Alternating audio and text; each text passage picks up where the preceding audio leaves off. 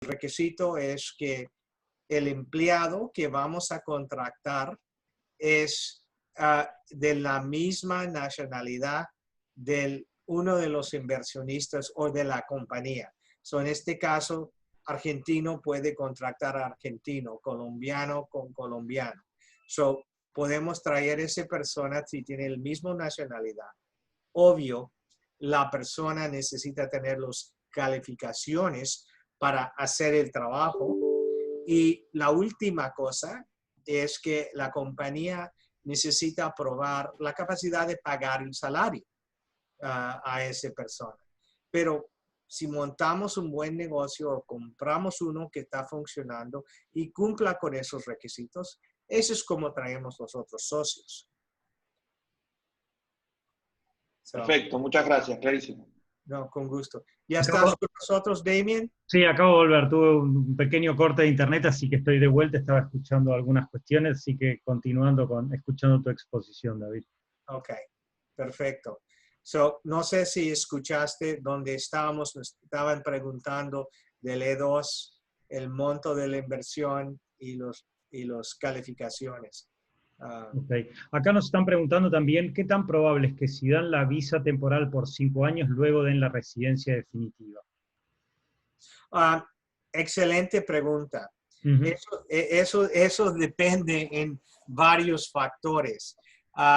Probablemente has escuchado de tus amigos que el E2 es un buen negocio, se puede conseguir más o menos rápido, pero no se presta a residencia permanente. Eso no es exactamente la verdad. Okay. Y si tenemos un plan del comienzo, lo podemos hacer correctamente y obtener la residencia.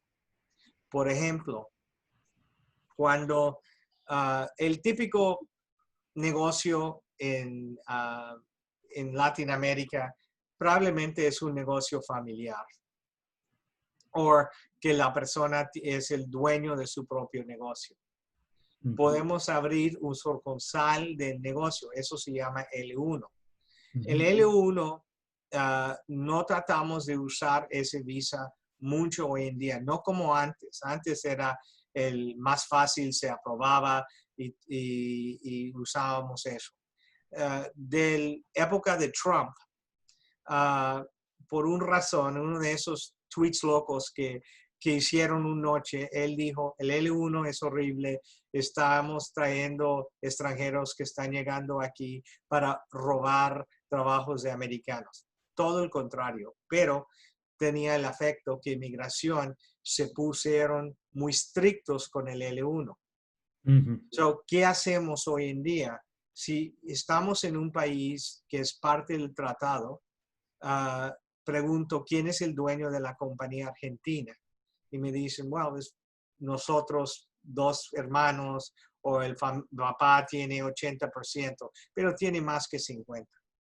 Cuando abrimos la compañía americana, hacemos un E2, porque probablemente la compañía va a hacer una inversión aquí de todas maneras, de costos de oficina, de personal y todo. Y de una vez vamos a conseguir 5 años de visa.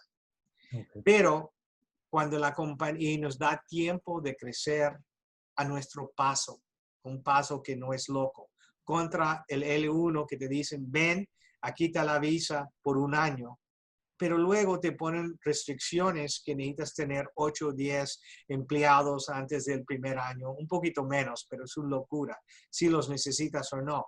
El otro visa de E2 te permita crecer a tu paso. Pero cuando ya llegamos a un punto estable, yo voy a decir, mira, la compañía, el inversionista que tiene más que 50% en esta compañía en los Estados Unidos, que tiene empleados, que es estable, que hace esto.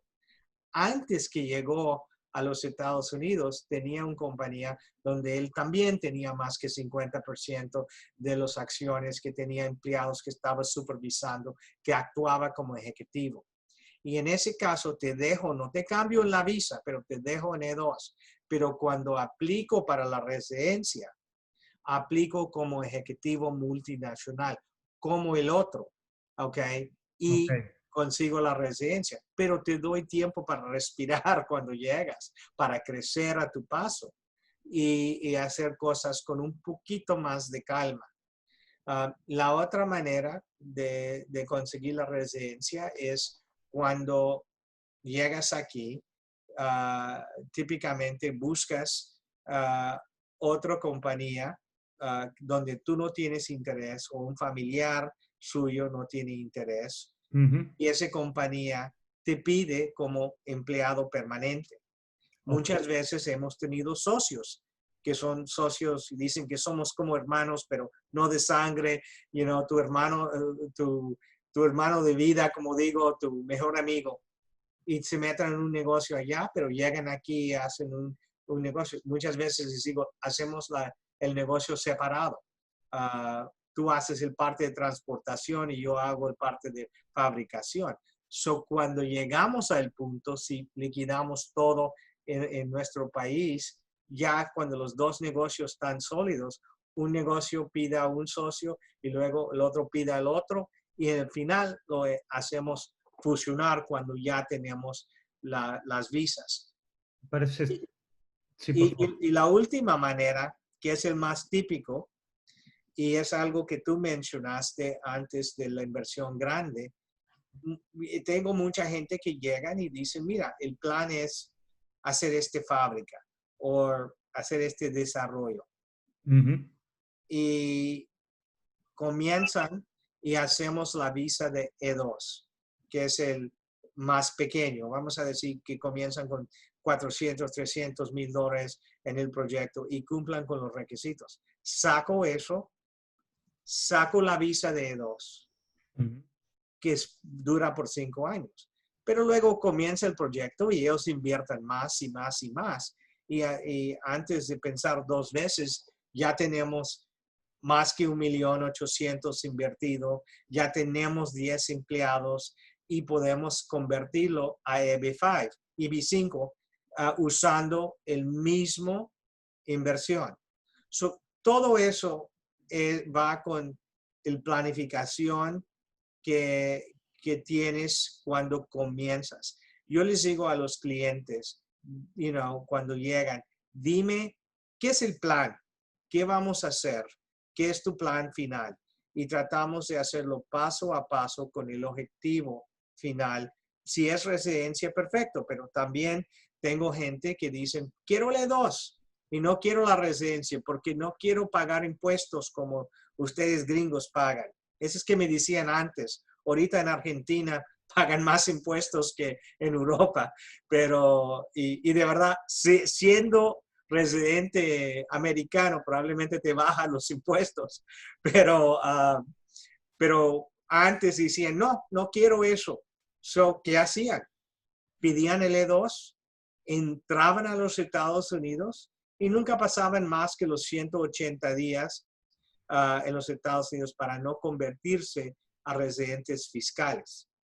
Todo depende en qué quieren hacer los clientes. Entiendo. Entonces, me parece que es importante recalcar que hay alternativas y que si hay una inversión genuina y un negocio, por más que sea una inversión pequeña, digo entre comillas, para los estándares que se están manejando a nivel mundial, esto genera la posibilidad de obtener en un comienzo una visa de inversor y en función que ese negocio vaya creciendo paulatinamente, como ha sucedido con una infinidad de clientes tuyos, esto se puede convertir en una residencia. Porque muchas veces está esta noción, si tú quieres, de que no es posible y que los caminos son muy estrictos de alguna manera o muy preestablecidos. Y aquí un poco la creatividad digamos, y la profesionalidad y la experiencia de un abogado como tú y como tu firma es donde agrega este valor, ¿no? Donde tener una visión más amplia respecto del negocio, me parece. Un cosa que no mencioné, o si lo mencioné no estaba muy claro, y eso va al punto que tú hiciste, y es que el E2 incluye el grupo familiar Bien. Esposa, esposo, casados legalmente y niños menores de 21 años.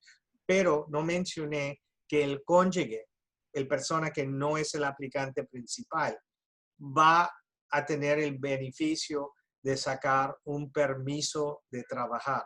Lo cual Y no es un ese tema menor. permiso de trabajar permita que el cónyuge puede trabajar donde quieren, debajo de las condiciones que quieren, que pueden ser contratado en nómina de alguien más, abrir su propia compañía, trabajar como consultor sin restricciones. Y otra vez hablando del plan último de residencia, todo el tiempo les pregunto a una pareja que llegan o un inversionista, ¿qué hace tu esposa o tu esposo?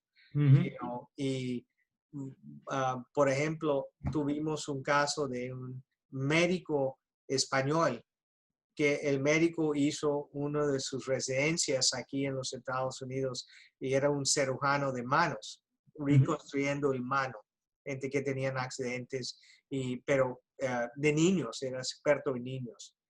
So, él tenía la licencia porque cuando estaba aquí tomó los exámenes y pasó eso. Y la esposa era administradora de empresas, pero básicamente dama de casa, con dos niños pequeños. So, hicimos la inversión en nombre de la esposa, que compraron 50% de un negocio de un compadre de la familia. Y la esposa era la inversionista y el esposo logró el permiso de trabajo y fue y comenzó a trabajar en los hospitales más conocidos aquí en la Florida como experto en la área de cirujano de manos de niños infantile. Y después de eso, el hospital le pidió como PERM, como certificación laboral, que era facilísimo, hacer. So, eso va con la idea del plan. Bien. Con lo cual no es un camino de alguna manera cerrado. Hay posibilidades y está la capacidad de ir adaptando esto siempre que se cumplan los lineamientos en un comienzo. Por ahí voy a repreguntar algunas cosas que justo con el tema técnico cubrimos entonces los montos de inversión, la duración de la visa, el cónyuge y el grupo familiar.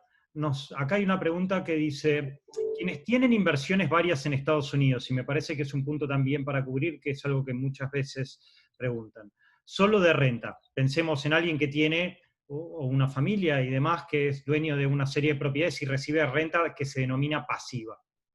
Y crean una compañía con los permisos, etcétera, que se administre como tiene un mínimo de ganancia y necesita empleados. Lo que están preguntando de alguna manera es cuál es la característica que tiene que tener la inversión para calificar para una visa 2. Hay mucha gente que me dice, pero yo tengo muchísimo dinero en departamentos, por ejemplo. ¿Califica eso para una visa 2? ¿No califica? ¿Cuáles son las alternativas? Cuando estabas en break, uno de nuestros participantes me preguntó esa pregunta. Okay. Y estaba claro en tratando de explicar que el hecho que compras propiedades no te va a dar la visa porque inmigración piensa que ese es una inversión pasivo. Pero he tenido casos donde, como tú dijiste, formaron una compañía de real estate con las licencias, con todo, y actualmente pusieron esas propiedades debajo de su manejo, pero trataron de tener otros contratos de manejo de propiedades y hacer todas las cosas que una compañía de real estate hace, incluyendo tener las licencias. Sí, en ese caso podemos tratar de organizarlo y someterlo y probablemente va a funcionar, especialmente si tenemos la oficina, la secretaria o la gente trabajando directamente, pero indirectamente como los vendedores. eso en ese caso sí funciona, pero necesita parecer y actuar como, como una compañía de bienes raíces. Bien, entonces, un poco para recapitular respecto a esto, que es una pregunta muy recurrente, porque tú sabes que los argentinos hay mucha inversión inmobiliaria en Sí, Miami.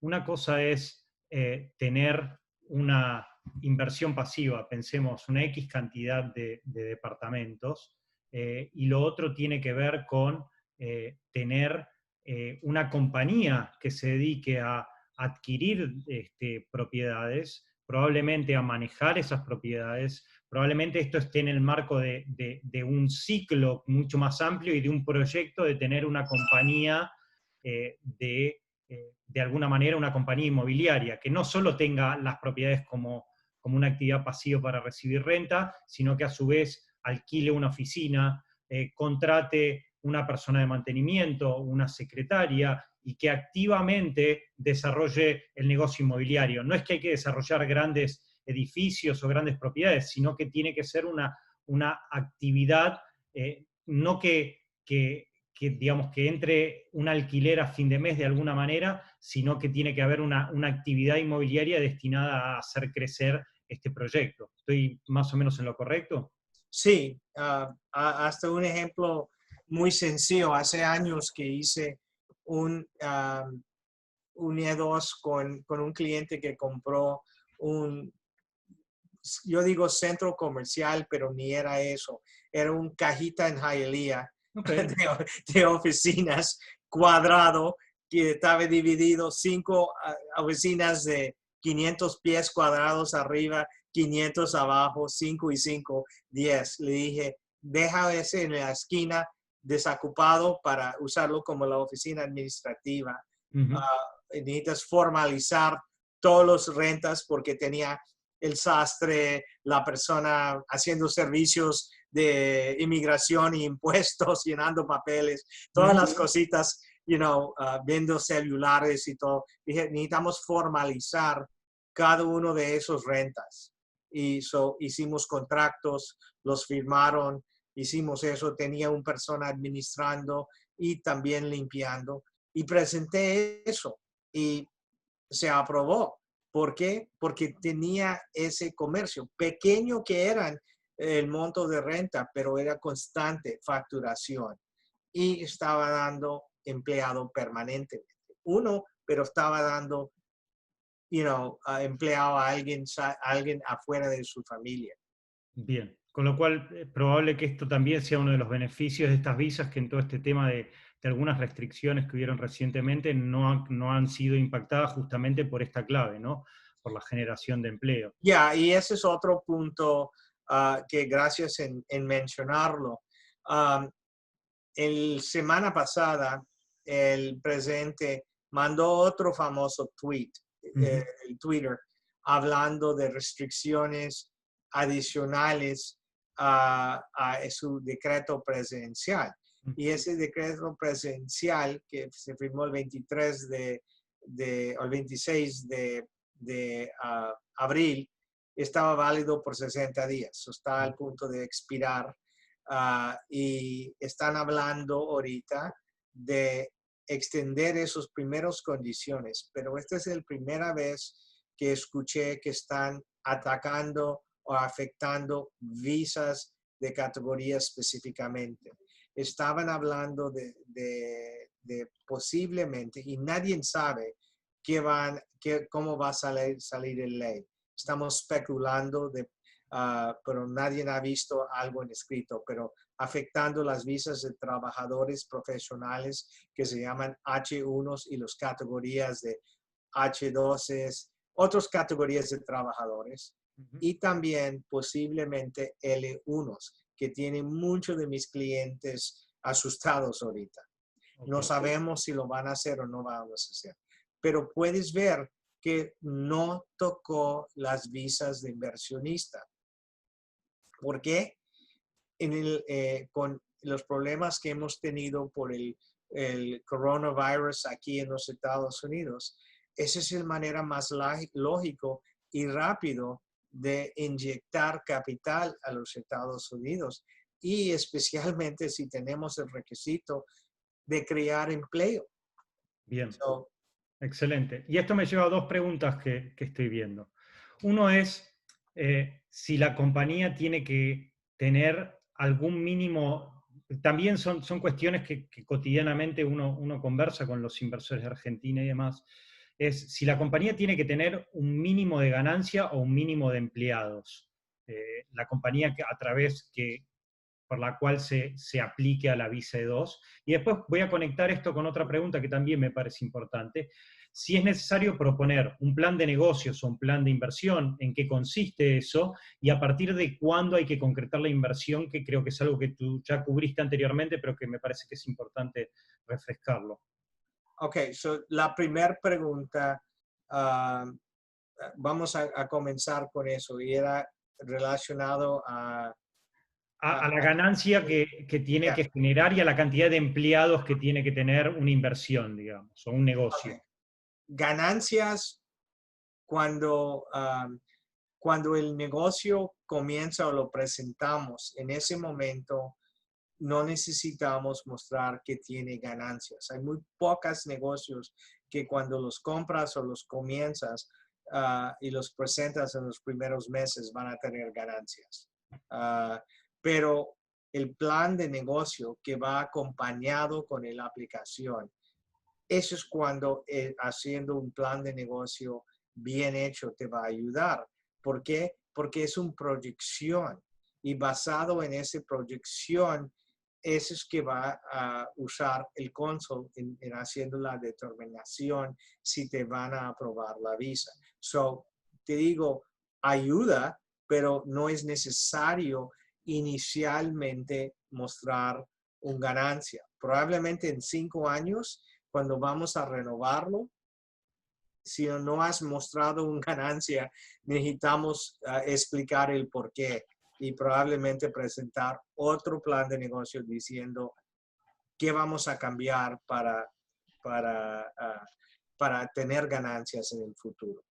Número de empleados, no hay número absoluto, pero te digo, yo no someto una aplicación o lo presento a un consulado si no tenemos mínimo un empleado o 2 empleados, probablemente 1.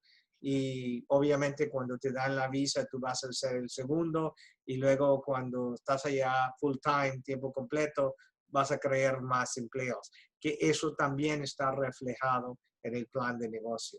Bueno, tiene mucho sentido, ¿no? Obviamente cuando uno comienza un emprendimiento, los clientes, no necesariamente el emprendimiento tiene que estar generando una ganancia desde tiempo cero, hay siempre un periodo razonable para que ese emprendimiento se vaya consolidando y vaya generando. Y esto me parece que es algo que tú también ya cubriste, pero me parece es importante recalcarlo. ¿A partir de cuándo hay que concretar la inversión? ¿Viene antes la visa o la inversión? ¿Cómo funciona eso? No, la inversión, primero, necesitas mostrar como parte de la aplicación inicialmente que has hecho la inversión, que tu dinero está arriesgado, at risk. Ese es parte del requisito. Como mencioné antes, en los días anteriores podías llegar allá con un contrato firmado de franquicia, un contrato firmado, un plan de negocio y mostrar que tengo $100,000 en mi cuenta de Bank of America y voy a hacer esto. Pero en los últimos 9 a 10 años y hasta cambiaron las regulaciones en el manual de los cónsules que se llama el Foreign Service Manual, diciendo que necesitan ver la inversión actualmente por el monto de fraude que han visto en los Estados Unidos. Okay. No es culpa de un país. Todos mis clientes colombianos dicen, no, es por nosotros colombianos, y mis argentinos dicen, no, es por nosotros argentinos. Mis británicos dicen, no, es por nosotros británicos. No, es por todo el fraude que han visto en el mundo hasta este punto. Con lo cual tenemos, primero que la inversión debe ser genuina. Segundo, que tiene que tener la capacidad de generar empleo. Tercero, y esto es algo bien como tú has cubierto, ¿no? Es una inversión activa y de riesgo. Digo, quien está generando un emprendimiento está asumiendo cierto nivel de riesgo en lo que tiene que ver con la empresa económica. La inversión tiene que ser activa y tiene que tener la capacidad de crecer en el tiempo. Estamos básicamente en lo correcto. ¿Puedo hacer una pregunta más? ¿Puedo sumar? Claro, Leo. Bienvenido. Gracias. Hago una pregunta. Supongamos que una inversión de $150.000 y uno abre una oficina allá y de entrada requiere alquilar la oficina, contratar un empleado, comprar equipamiento, pero no gasta los $150.000 de entrada. ¿Eso es posible en un plan de negocio o dejar esa plata en el BOFA o en algún banco de allá diciendo la plata está, la inversión se va a hacer paulatinamente, pero no toda el primer mes, por decirlo de alguna manera? Well, todo depende en qué estás haciendo, qué es el razón que abriste la oficina. Si es para comenzar los planes para hacer una fábrica de pan, que vas a comprar equipo y hacer todo, te digo no. Pero hay excepciones de eso. Más que todo va a gente que dan consultoría, por ejemplo, en la área de finanzas, el monto baja, y si podemos mostrar que tenemos la infraestructura y hemos gastado mínimo $50,000 en montar esa infraestructura y tenemos este dinero para crecer nuestro negocio, como el plan de negocio dice, hay una posibilidad que podemos conseguir la visa. Pero esa es la excepción para gente en el área que dan servicios personales. Pero te digo, el piso escrito en el Foreign Service Manual es $50,000 o más. Pero dicen que no avisan, no aconsejan, discúlpame, que el cónsul da un visa por un monto tan bajo. Tiene sentido. Y esto también tenemos otra pregunta más que dice, si como inversionista, creo que ya lo cubriste, pero me parece que también es importante recalcarlo. Como inversionista, como visa de inversionista, ¿se debe renovar la visa? ¿Hay alguna prórroga? ¿Se puede renovar? Asumo desde acá tiene que ver con desde Buenos Aires, hay que presentar todo de vuelta. ¿Cómo es ese proceso? Digo, vimos que la visa en general en un comienzo se da por un plazo de 5 años aproximadamente, y después, en la medida que las condiciones del negocio se sigan manteniendo o de la inversión, esa visa se renueva en principio indefinidamente, digamos, ¿no? ¿Cómo es ese? Cuando vamos a renovar la visa, necesitamos probar, y asumiendo que es el mismo negocio. Vamos a decir que compramos una tienda y la tienda está funcionando y nos ha servido bien y queremos extenderlo por otros 5 años. Necesitamos mostrar documentos de mínimo los últimos 2 años de estar funcionando. ¿Qué necesitamos? Declaraciones de renta mostrando que ha tenido movimiento, ha pagado sus impuestos, y típicamente adentro del mismo declaración de renta declaras al gobierno americano quiénes son los dueños, o eso prueba que no has vendido tu participación o al mínimo no has vendido más que 50%. Pagos de nómina, que quieren ver los nóminas de los últimos años. En realidad me gusta incluir todos los 5 años, pero en realidad el gobierno, el cónsul está más interesado en cómo estás ahorita, qué está haciendo el negocio. Te digo, mínimo los últimos 2 años. Bien. Y esto me lleva a otra pregunta que también es usual en este tipo de conversaciones, en donde, por ejemplo, pensemos el caso hipotético en que un inversor adquiere un fondo de comercio en la ciudad de Miami, pongamos un restaurante, por poner un ejemplo.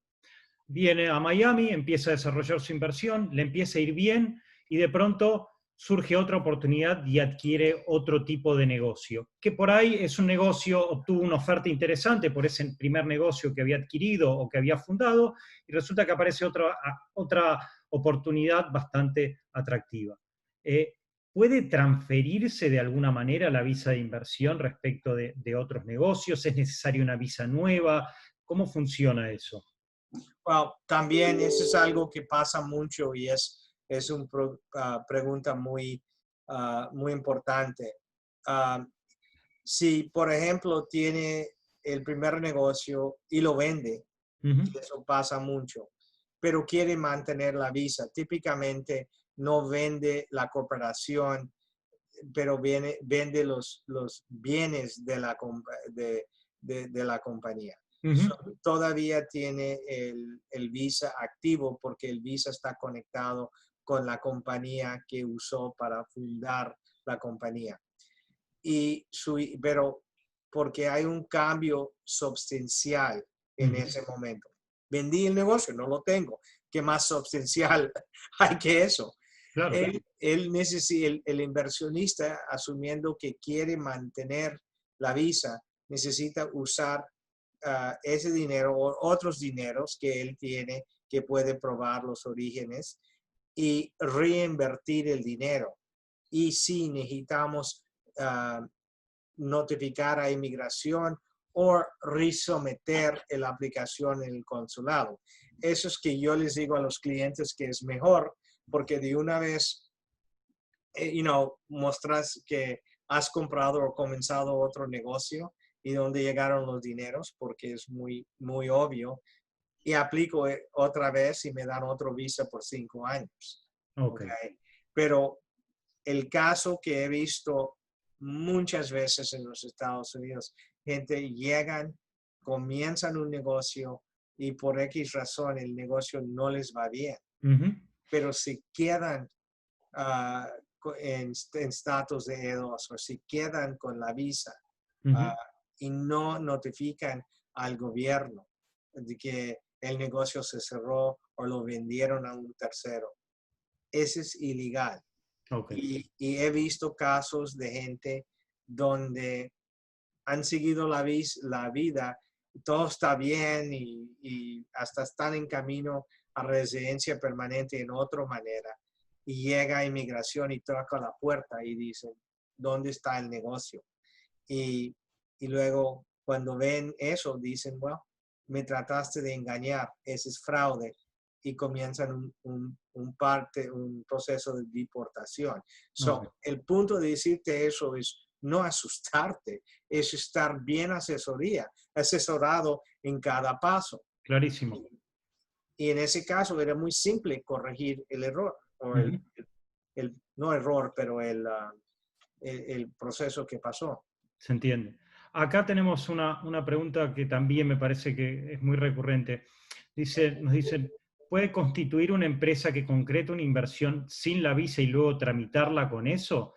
Tiene que ver, lo que un poco estábamos viendo antes, ¿no? ¿Tiene que venir primero la visa o la inversión? No, la inversión primero. Y hay mucha gente que tiene negocios en los Estados Unidos sin tener un visa fuera de la visa de turista. Hasta gente que no tienen visa pueden invertir y tener un negocio en los Estados Unidos. Y asumiendo que en X años podemos probar todavía los orígenes de los dineros de la inversión inicialmente, podemos usarlo. El frase se llama recapturar la inversión. Y Ok. ese es el parte que el gobierno más que todo quiere ver, los orígenes de los dineros, en un caso como eso. Ok, y la visa inversionista se puede, esto parece una pregunta ahí muy técnica, pero obviamente estamos hablando contigo, David. ¿La visa de inversionista se puede renovar, supongamos, termina el plazo, se puede renovar desde los Estados Unidos? ¿Hay que volver a la Argentina o al país de origen? ¿Cómo funciona ese proceso? Bueno, yo recomiendo si podemos Ujú, que lo presentas en el consulado, pero necesitas tener un negocio funcionando bien.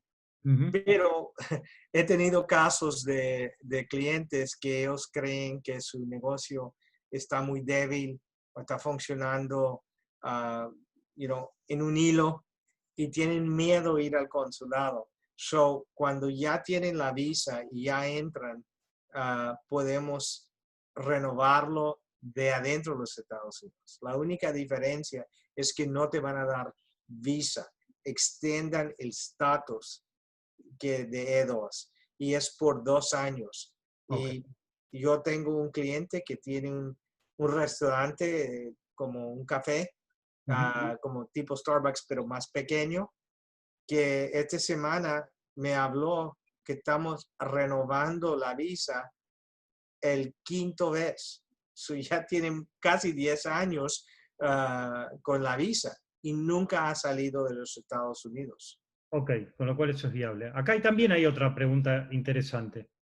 Tenemos un inversor argentino casado, por ejemplo, con que Argentina está dentro de este convenio o este tratado de inversiones, casado con alguien que tiene una nacionalidad que, por ejemplo, creo que es Uruguay o algún otro país que no pertenece al tratado de inversiones. ¿Hay algún inconveniente en esos términos? ¿Cómo tiene que encararse la inversión, por ejemplo, a raíz de eso? Well, normalmente le pregunto al inversionista, ¿cómo quieres que contesto esta pregunta? Okay. No, si quieres dejar la esposa en tu país o esposo en el país de origen. No, en realidad no afecta nada. El cosa más importante es el aplicante principal y el país de origen del aplicante principal. No importa la nacionalidad de los dependientes. Y eso es algo común que tenemos todo el tiempo. Ok. Y después hay otra pregunta más que también me parece que es interesante. ¿Cuál es el estatus? A ver, aquí por ahí encararlo es distinto. ¿Cuáles son los derechos o la situación del inversor y su grupo familiar una vez que tiene la visa de inversión en los Estados Unidos? Adquirió un negocio, fundó una compañía, se estableció, le dieron la visa para él y su grupo familiar, viajaron a Estados Unidos, tiene su negocio. ¿Qué puede hacer? ¿Qué no puede hacer? Él, su cónyuge, sus hijos y demás. Well, todo el grupo familiar van a estar en estatus de E2. Okay. Y como mencioné, es esposo, esposa casados legalmente y niños menor de 21 años solteros. El esposa o el cónyuge del aplicante puede trabajar siempre y cuando pidan el permiso de trabajar. No es automático, es una gestión que necesitan hacer, pero llega automáticamente. Los niños no van a tener permiso de trabajar, pero pueden estudiar y no necesitan permiso especial para estudiar. Okay, so estudian con la visa de E2, acompañante. Ok, con lo cual, digamos, las condiciones del desarrollo de la vida familiar son las condiciones normales. La facultad del cónyuge de trabajar es eso, justamente es una facultad y una posibilidad si así lo desea. Los hijos pueden ir al colegio y demás. Well, más que todo, y una cosa que muchas veces nosotros necesitamos ver qué es la mejor situación para los niños en este caso. Obviamente los niños son extranjeros y están elegibles para pedir un visa de estudiante. Y la razón que hay veces que los niños hacen eso y no caen debajo de la protección del E2 es que el padre no tiene el plan de quedarse allá todos los 5 años o que quiere vender el negocio en corto plazo. So queremos que los niños entren en visa de estudiante y luego después van a estar elegibles para el año de pasantía que se llama OPT, que pueden trabajar. Okay. Pero totalmente contrario de eso, y a mínimo en la Florida, la razón que padres quieren que los hijos estudien en E2. El estado de la Florida, en las universidades públicas, que hay muchas universidades públicas excelentes, rankeados, altos en los Estados Unidos, pero que están en la Florida. Y permitan que si alguien está viviendo aquí en este estado más que 6 meses, y no están en visa de estudiante, pero cualquier otro visa que incluye E2 acompañante. Los niños están elegibles para pagar las tarifas de las universidades de residentes permanentes o ciudadanos. So, en otras palabras, te puedo decir en un ejemplo exacto, es más o menos 8 a 9 a 10 mil dólares para un extranjero tomar 15 horas, que es un semestre completo en FIU.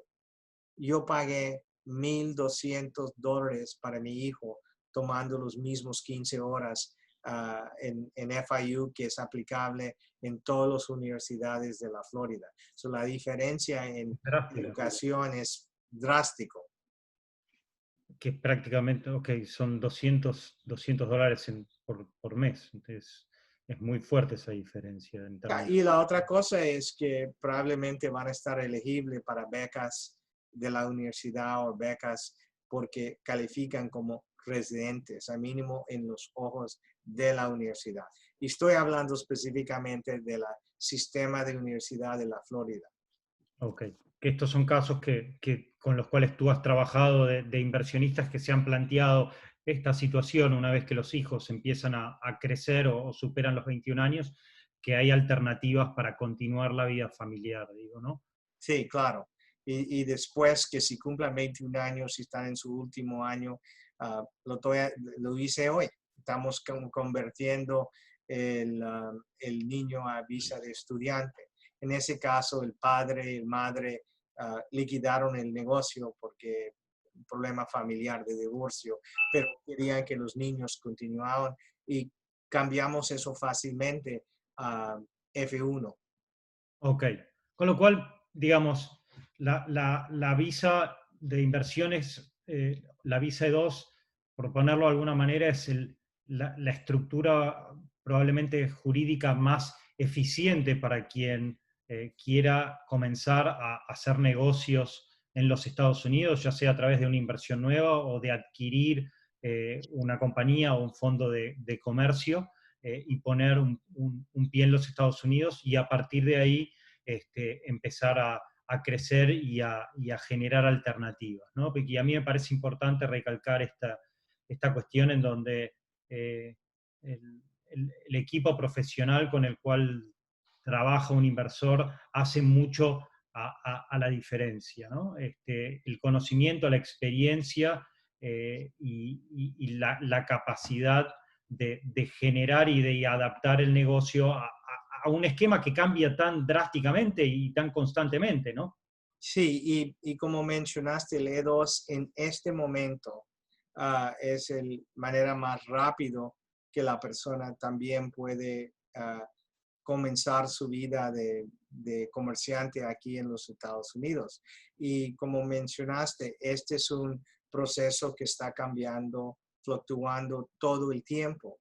Y dependiendo en el caso, por ejemplo, tuvimos un caso, o tenemos un caso ahorita de una inversionista mexicana, que tenemos muchos mexicanos hoy en día, que los consulados en México que están cerrados por el crisis del virus y no sabemos cuándo van a abrirlos. Pero hay otros consulados, en este caso, Chile no estaban aceptando aplicaciones hasta de terceros, se llama Third Country Nationals, ciudadanos de terceros países. Y estábamos mandando aplicaciones, un mexicano, imagínate, mandándole a Chile, pero con permiso ya avanzado. Y él prefiere ir a Chile cuando abran.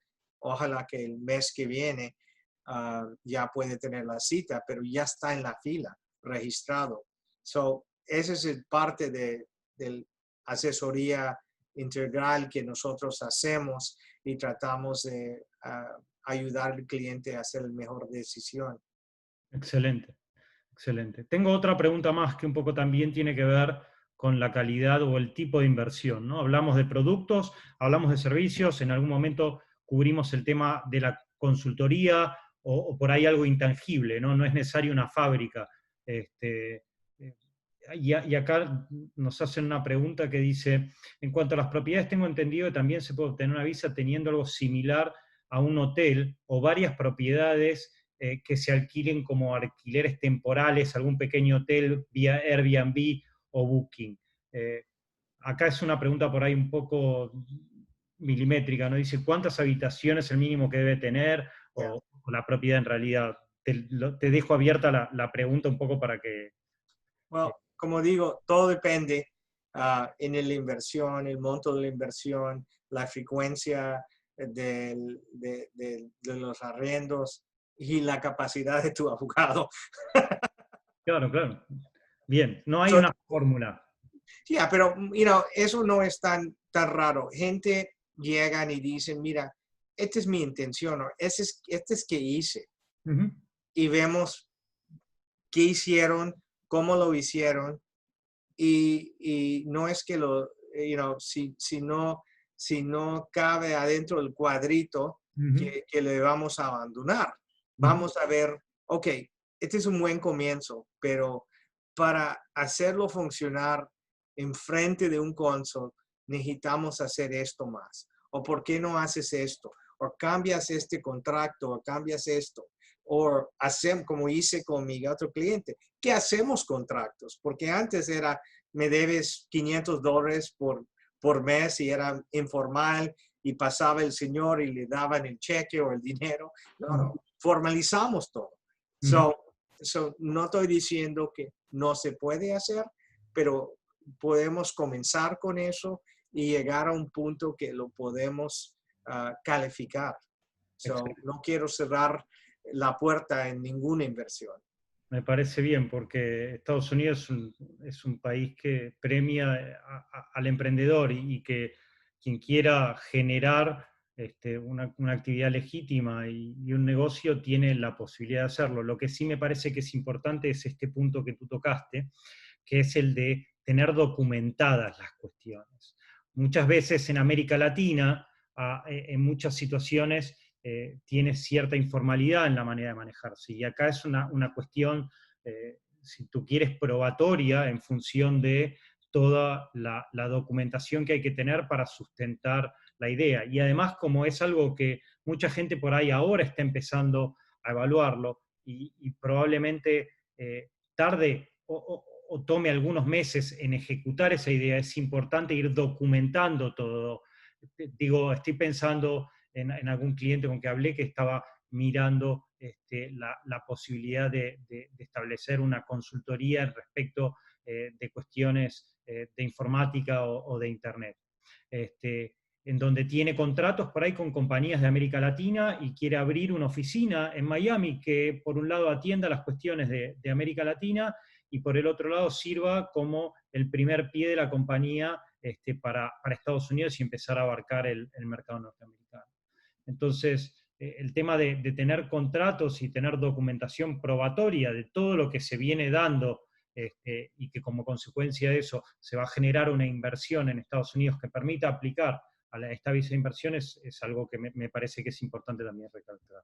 No, absolutamente. Y es que, qué cosa que mencionaste eso, porque tuve una conversación muy similar de esto, de una compañía en el mismo área haciendo servicios para compañías americanas en Latinoamérica en el área de informática y los sistemas y del software de call centers y todo, que hay una demanda grande para eso en los Estados Unidos. Y yo sé por el clase de negocio que va a ser un año antes que llegamos a un punto que podemos preparar un paquete fuerte para someterlo en un consulado. ¿Okay? Pero le dije, mira, la cosa mejor que puedes hacer es entrar ahorita, legalizar, formalizar, no legalizar tu negocio, registrarlo con una compañía y comenzar a hacerlo poco a poco. Pero quiero estar en tu lado del comienzo, porque podemos asegurar que cada paso que estás haciendo se hace correctamente, porque te va a costar doble o más corregir ese error en el futuro. Algo tan simple de cómo traemos el dinero a los Estados Unidos. ¿Ok? En este caso, en un país que no está restringido de giras, pero quiero saber dónde va a llegar el primer dinero que pones en esa cuenta para comenzar arrendando la oficina, comprando el primer pedazo de computador y todo, que lo vas a hacer poco a poco, o para ir y conseguir el primer contrato. Y si podemos documentar todo ese proceso en meses o un año, el tiempo que toma. Gracias a Dios que el cliente no tenía mucho afán en moverse a los Estados Unidos. Pero el punto es que estoy a su lado durante todo el proceso.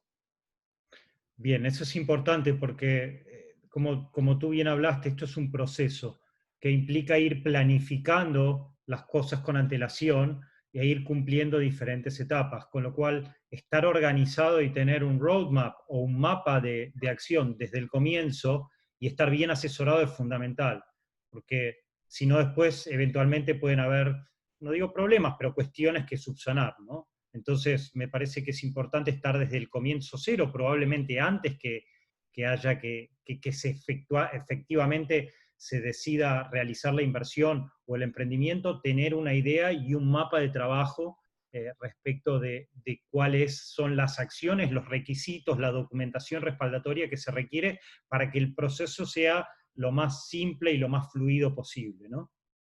Sí, absolutamente. Y como decía todo el tiempo, digo todo el tiempo, pero cuando comencé mi carrera, comencé trabajando con el gobierno americano en el Departamento de Estado. Y un dicho que los cónsules decían todo el tiempo era que tienes una oportunidad de hacer una primera impresión. So, si tú comienzas metiendo basura, los chances de tener la aplicación aprobado son cero. Hasta los chances de tener la visa que tienes negado incrementan mucho. So, necesitas hacer esa presentación bien hecho el primera vez. Bien, que no, este es un tema relevante, ¿no? O sea, tú como profesional entiendes cuál es la dinámica y qué es lo que pasa, como decimos en Argentina, del otro lado del mostrador y cómo presentar las cosas, porque a veces no es suficiente tenerlo, sino cómo presentar la información y decodificar un emprendimiento, una inversión o un negocio en una cuestión por ahí legal que a veces tiene ciertas formalidades y es más estructurada, ¿no? Lo planteo y lo digo también como abogado. Eso, ¿no? Bueno, te digo que una de las cosas que gente piensa, hasta abogados americanos que no practican en este área. Y escuché esto el otro día, hace tiempo que gente me dicen eso, pero dicen, ¿qué hacen ustedes? Llenen planillas. Absolutamente falso. Alguien que practica en este área te va a decir que montar una aplicación es súper complicado, porque además de llenar unas planillas, estás haciendo el argumento legal para el caso. Y un punto más importante, cualquier documento que sometas en el consulado, recuérdate, ellos se quedan con copias, si nada más los escanean y te devuelven eso, pero tienen eso. Y si sometas algo que no es verdad o dices algo en un planilla por error, ellos y luego presentas algo contrario después, van a decir fraude, porque firmaste ese cuadrito diciendo que todo era verdad. Y hay veces que eso pasa con con clientes que lo han hecho inocentemente, como cuando pidieron un visa de turista, dijeron que eran dama de casa creando dos niños, pero 5 años después metan una aplicación de inversionista donde dicen durante esos mismos 5 años de 90 a 95 era gerente de esta corporación. ellos ven todo eso. Y esa es la razón que un buen abogado va a aplicar y va a preguntarte, ¿qué dijiste? ¿Cuándo y qué tantas veces han tenido un visa para chequear todo eso, para asegurar que todo está en orden? Ok, bien. Me parece que esto es fundamental porque tu experiencia como abogado de negocios en entender y poder traducir los conceptos, si tú quieres, económicos a una aplicación de inmigración no es una cuestión menor. Como tú dices, no es llenar formularios y hacer papelitos, sino es hacer una argumentación legal de un proyecto económico en el curso del tiempo. Entonces, esto no es una cuestión menor y que quiero recalcar. Básicamente respondimos todas las preguntas. Yo dejé ahí tu data de contacto y también el sitio web aquí, My Visa USA, que es el grupo interdisciplinario dedicado a cuestiones de negocios en Estados Unidos e inmigración que tú has fundado y que tú diriges. La gente que ha sido invitada por mí puede contactarme directamente o contactarte también directamente a ti a través de My Visa USA. Me preguntan algo un poco también para cerrar, si va a existir un plazo de extensión para renovar las visas E2 desde los Estados Unidos. Es por ahí una pregunta muy técnica, ¿no? Pero acá quería por ahí traerlo. Si te entiendo correctamente, estás preguntando si alguien tiene la visa o el E94, que cada vez, la visa es una cosa distinta, es el sello que pone. Importante esto porque me parece que es importante resaltar esta cuestión. Perdona. Sí. La visa es la estampilla que ponen en tu pasaporte y eso tiene un validez por los años que te dan. Puede ser 1 a 5 años. Pero y ese es como el llave que te deja entrar a los Estados Unidos. Bien. Pero cuando llegas a la puerta y pones el llave, el funcionario en inmigración debe darte hasta 2 años cada entrada. No importa si la visa dice 5, es por cada entrada es 2 años. Y hemos tenido gente que la visa está expirando en el pasaporte el mes después que entran, pero todavía le dan 2 años. Eso está 2 años de legal. Si te entiendo correctamente, tú me estás preguntando si yo entré y me dieron 2 años de entrada y por el virus no puedo viajar, no puedo ir al consulado, estoy stuck aquí, ¿qué hago? Okay. Están hablando de dar extensiones de esto, pero te digo, el consejo que estamos dando a todos los clientes es que necesitamos hacer la extensión de los 2 años adentro de los Estados Unidos. Estamos diciendo, necesitamos conseguir papeles de la compañía, mostrando que está funcionando y básicamente montar tu aplicación pequeño, pero montarlo como nuevo.